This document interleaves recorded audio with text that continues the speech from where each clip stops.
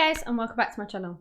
The case that I'm going to be looking into today is another suggested case, and it is the murder of Rosemary McCann. This case was suggested by Lee, so thank you very much for that. I appreciate any suggestions that you guys have. I'd just like to let you know I mean no disrespect to anyone I'm going to talk about today. I've just gathered this information from the internet and compiled it into a video for educational purposes.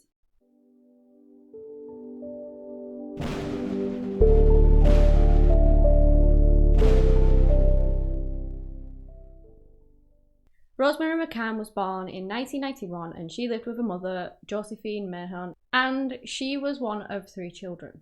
The family lived on Kipling Road in Oldham, Greater Manchester in England. And Rosemary was described as this beautiful little girl. She had these gorgeous blue eyes and she was just so full of life. In the early hours of the 14th of January in 1996, Rosemary went missing from her own bed. She was only 5 years old at the time. She was known to be wearing these red pyjama bottoms and this kind of white pyjama top with this writing on it. And of course, when we found out, she was absolutely frantic. She called the police. When the police attended the scene, they believed that she'd been abducted. And as probably many of you know, with abduction cases, you really need to get the child back as soon as possible in hopes of getting them back safe and well, because the longer it kind of goes on, the less likely it is that the child is going to get back safe. So of course the police jumped on it. They set out this massive scale search in the hopes of just finding any information that they could to find this little girl. There was kind of this wasteland area sort of not far from the house, and they went on to search this. And according to the police, they searched it really thoroughly, but they didn't find anything. This area was just under a mile from the house. They then carried on the search. They searched literally everywhere, but they just didn't come up with anything. They couldn't find Rosemary. They didn't know where she'd gone. They didn't know who had taken her. Then, just 3 days into the search for Rosemary, her mother's former boyfriend was actually arrested and charged with suspicion of abduction. This man was 31-year-old Andrew Pontley.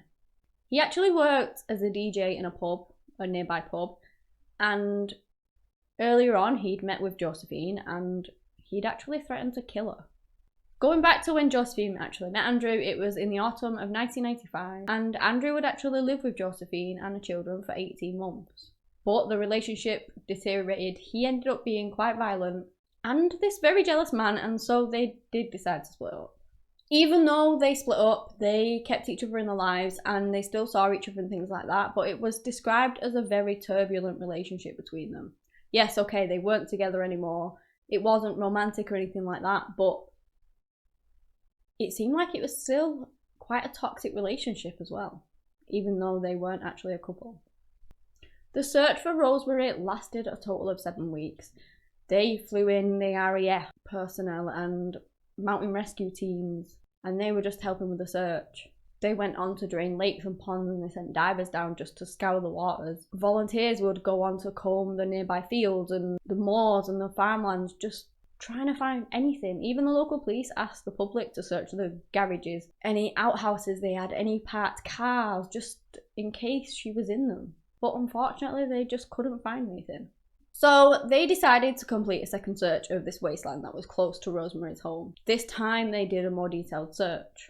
They drafted around about 30 officers and went on to seal like these 3 main alleyways to these houses, kind of at the back of the terrace houses. And that was when they discovered a body. On the 4th of March in 1996, the little girl's body that they found was wrapped in a plastic bag. It was confirmed to be the body of Rosemary McCann, and she was still wearing her red pyjama bottoms that her mother had put her to bed in. They found that her body had actually been shoved in kind of this very, very, very narrow gap in between these 2 walls, and it was described by the officer that actually found her being a mini tip. There were just trash everywhere. It must have been a bit of a dump site. I did read online as well that Josephine was actually under sedation at a relative's house around about this time of the discovery. It's just so sad that obviously she would have been so heartbroken. Her daughter's body had actually been found, so there was no chance of her getting her back safe. And she was that heartbroken that she literally had to be sedated. And a neighbour had said that she had just been through so much. Just awful to even think about. The area that her body was actually found in was described as this kind of local cut through where people who lived around there or sort of knew the area would just use it to get to the main road. So it kind of begged the question why a body hadn't been found. But at the same time, if a body had been put in a black bin liner and shoved in between this small space in between these two walls, possibly passerbyers wouldn't have noticed that. This area was supposed to be a tip anyway, so it probably must have been full of rubbish and things like that. So if you're just walking past, would you suspect anything if you just saw a black bag shoved in between two walls? I don't know on that one.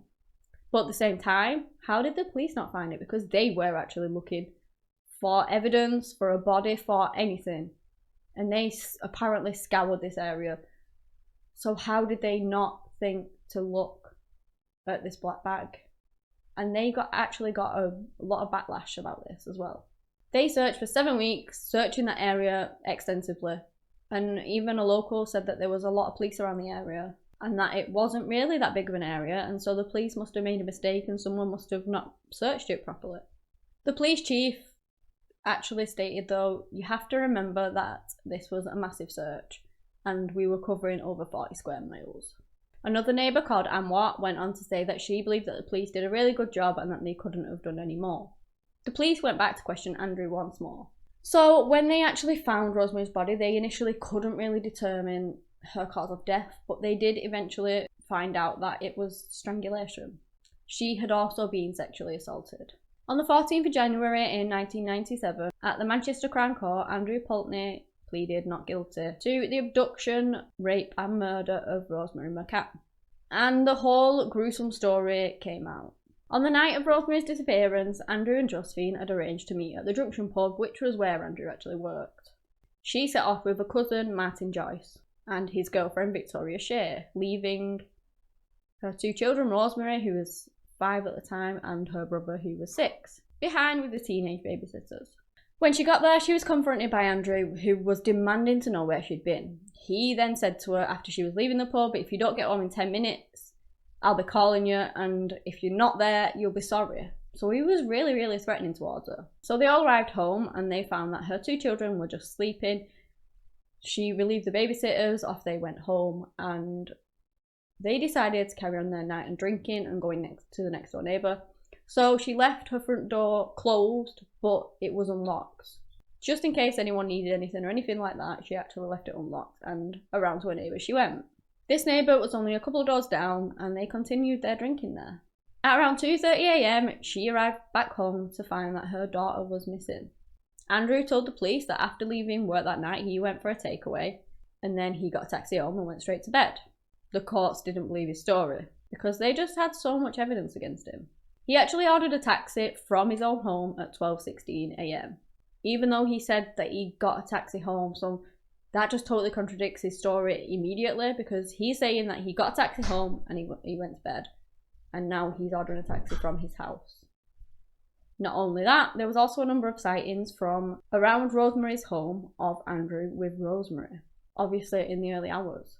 They searched his house and they found Rosemary's pyjama top. She was wearing this white and blue Thomas Tank Engine top, and blood matching Rosemary's was actually found on it. They also had a 12-year-old boy who was a neighbour to Rosemary that came forward to say he actually saw Andrew go into the household and come out with Rosemary. He was carrying her and he took her away. So basically Andrew was drunk and he was really angry with Josephine. As I said, he was quite aggressive and their relationship was very toxic. Even though they weren't a couple, he just seemed to not be able to leave her alone, I guess. And so that was when he took a taxi to Josephine's house, where he went inside and he snatched her 5-year-old little girl from the comfort of her own bed. He then got a taxi with her to his house, where he then sexually assaulted her and suffocated her. He then put a body in a black bin liner, then in a hold all, and he went and dumped a body not far from her own home. On the 6th of February in 1997, Andrew Pulteney was found guilty, and he was sentenced to 2 life sentences with a minimum of 25 years in prison. Andrew would continue to deny any involvement in the case. Over the years, he said that he was this victim of a miscarriage of justice, that he was innocent, he didn't do it, even though they had the top with her blood on it in his house. They had the witnesses who saw him take her out of there. How he could actually physically deny that, I just don't know, but he did.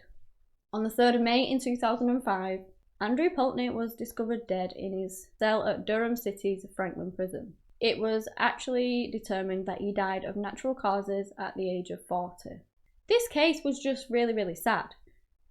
This man, who was quite an aggressive man and would have these rages and things like that, he'd got into an argument with Rosemary's mother. He was so angry at her, and I don't know, maybe to punish her, or I'm not thinking straight, or I don't know. He stole her little girl, sexually assaulted her, and then murdered her. This poor little girl was innocent, and she ended up losing her life, and it's just awful. My heart truly goes out to her family. Cases like this are just so devastating, and losing your child at such a young age, losing a child at any age, is just absolutely soul destroying. But yeah, that's the end of the case. If you guys have any suggestions, please do let me know and I'll look into them for you. If you've enjoyed this video, give it a big thumbs up and subscribe to my channel if you like this kind of content or similar content, and you can watch my other videos. Anyway guys, that's all I have today on the murder of Rosemary McCann. Thank you so much for watching, and until next time, bye.